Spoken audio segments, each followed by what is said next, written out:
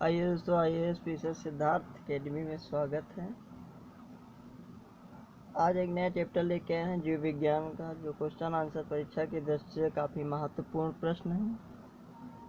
तो चैनल को like, subscribe और शेयर जरूर कर दीजिए, बेल आइकन को साथ में दबा दीजिए। तो आइए स्टार्ट करते हैं। पहला क्वेश्चन है, नाभिक के अलावा कोशिका के किस कोशिकांग में डीएनए होता है?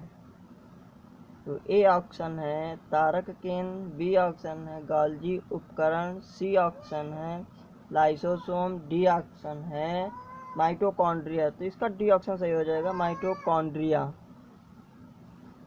देखते हैं, नाभिक के अलावा कोशिका के माइटोकॉन्ड्रिया तथा हरित लवक नामक कोशिकांग में डीएनए पाया जाता है, जो कि एक आनुवंशिक पदार्थ होता है तथा जीवों के लक्षणों की संकेत सूचनाओं को जन्मपत्री की भांति जनकों से संतानों में ले जाता है। डीएनए की खोज फ्रेडरिक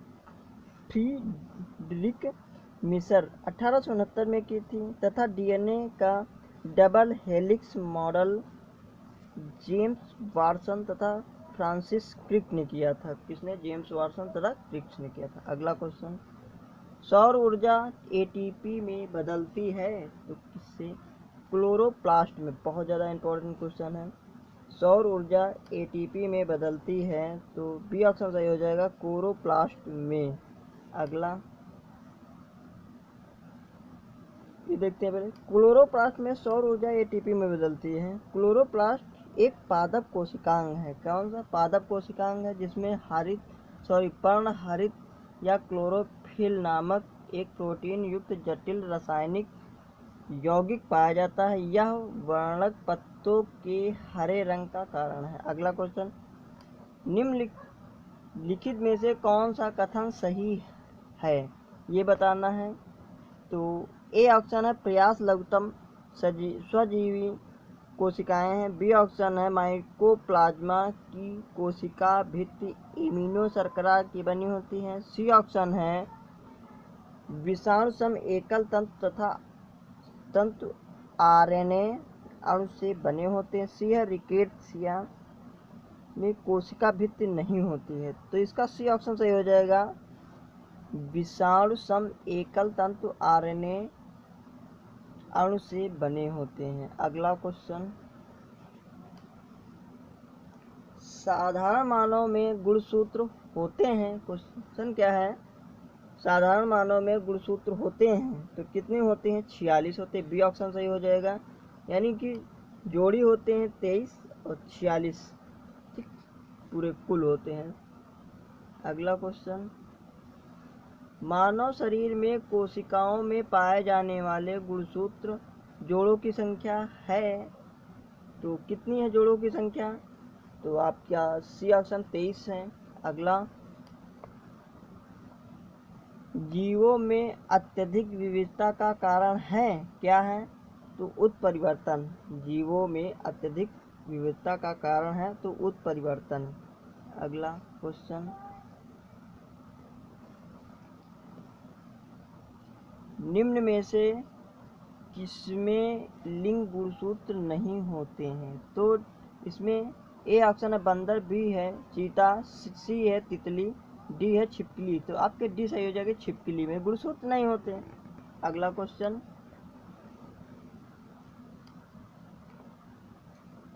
पादप कोशिका जंतु कोशिका से किस प्रकार भिन्न होती हैं? क्वेश्चन क्या है? पादप कोशिका जंतु कोशिका से किस प्रकार भिन्न होती है? तो कोशिका भित्ति से भिन्न होती है। लिखा है, पादप कोशिका जंतु कोशिका से भिन्न होती है क्योंकि इसकी कोशिका में बाह्य आवरण कोशिका भित्ति कहलाता है। अगला, जंतु कोशिका में निम्न में से क्या अनुपस्थित होता है? क्वेश्चन क्या है? जंतु कोशिका में निम्न में से क्या अनुपस्थित होता है? तो सेलुलोज की कोशिका भित्ति अनुपस्थित होती है। तो ए ऑप्शन सही हो जाएगा इसका। अगला क्वेश्चन, जैव कोशिका का कौन सा भाग पावर हाउस कहलाता है? क्वेश्चन क्या है, जैव कोशिका का कौन सा भाग पावर हाउस कहलाता? तो माइटोकॉन्ड्रिया। कौन सा? माइटोकॉन्ड्रिया। अगला ये देखते हैं, माइटोकॉन्ड्रिया जीवाणु एवं नीलहरी शैवाल को छोड़कर शेष सभी सजीव पादप एवं जंतु कोशिकाओं में पाए जाते हैं। श्वसन की क्रिया प्रत्येक जीवित कोशिका के कोशिका द्रव्य एवं माइटोकॉन्ड्रिया में संपन्न होती है। श्वसन संबंधित प्रारंभिक क्रियाएं कोशिका द्रव्य में होती हैं तथा शेष क्रियाएं माइटोकॉन्ड्रिया में होती हैं। क्योंकि क्रिया के अंतिम चरण में ही अधिकांश ऊर्जा उत्पन्न होती है, इसलिए माइटोकॉन्ड्रिया को कोशिका का श्वसनांग या पावर हाउस कहा जाता है। अगला क्वेश्चन, निम्न में से किस कोशिकांग को कोशिका का पावर हाउस कहा जाता है? तो बी ऑप्शन सही, माइटोकॉन्ड्रिया को कहा जाता है।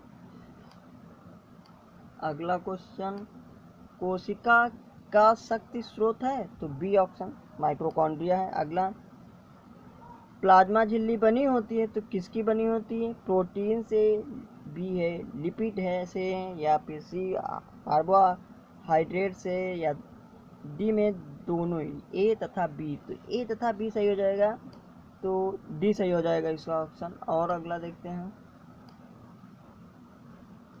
प्रोटीन संश्लेषण में निम्न कोशिकांगों में से कौन सी भूमिका सबसे अधिक महत्वपूर्ण है? क्वेश्चन क्या है, प्रोटीन संश्लेषण में निम्न कोशिकांगों में से किन की भूमिका सबसे अधिक महत्वपूर्ण है? तो अंतःद्रव्यी जालिका और राइबोसोम।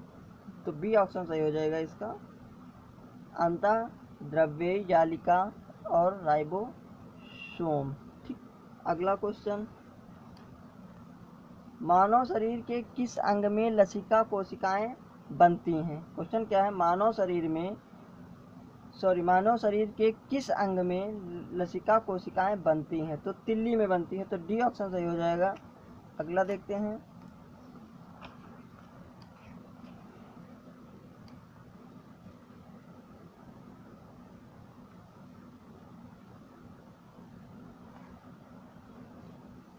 सोलह नंबर, स्तंभ कोशिका अनुसंधान के क्षेत्र में नवीनतम विकास के संदर्भ में निम्नलिखित कथनों पर विचार कीजिए।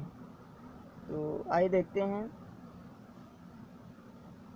बीजपुट अवस्था पर भ्रूण मानव स्तंभ कोशिकाओं का एकमात्र स्रोत है। 2 है, स्तंभ कोशिकाएं बीजपुटियों को नष्ट किए बिना प्राप्त की जा सकती हैं। नंबर 3 है, स्तंभ कोशिकाएं वस्तुतः अनंत काल तक स्वयं ही पात्रे संजीव हो सकती हैं। 4 में लिखा है, भारतीय अनुसंधान केंद्रों ने कुछ कोशिका रेखाओं का भी सृजन किया जिन्हें कई प्रकार के ऊतकों में विकसित किया जा सकता है। तो इसका डी ऑप्शन सही हो जाएगा। तो 3 और 4 सही हैं, ये दोनों गलत हैं। 1 और 2 गलत हैं, 3 और 4 सही हो जाएगा। तो डी ऑप्शन सही हो जाएगा, ये देख लीजिए। अगला, निम्नलिखित में से कौन सा कथन प्राणियों में स्तंभ कोशिकाओं के प्रत्यारोपण के संदर्भ में असत्य है? ये बताना है, असत्य को बताना है जो गलत है। ए है, ये प्राणी में जीवन भर गुणन करती है। तो ए है, ये प्राणी में जीवन भर गुणन करती है। बी है, ये अंगों के क्षतिग्रस्त ऊतकों की मरम्मत करती है। सी है, ये एक या अधिक प्रकार की विशिष्ट कोशिकाओं को बनाने की क्षमता रखती है। डी है, ये केवल भ्रूण में पाए जाते हैं। तो इसका जो असत्य है ये केवल भ्रूण में पाई जाती है। तो डी ऑप्शन सही हो जाएगा, ये असत्य है, और सारे सब सही हैं, ये अलग अलग। तो ये इम्पोर्टेंट। अगला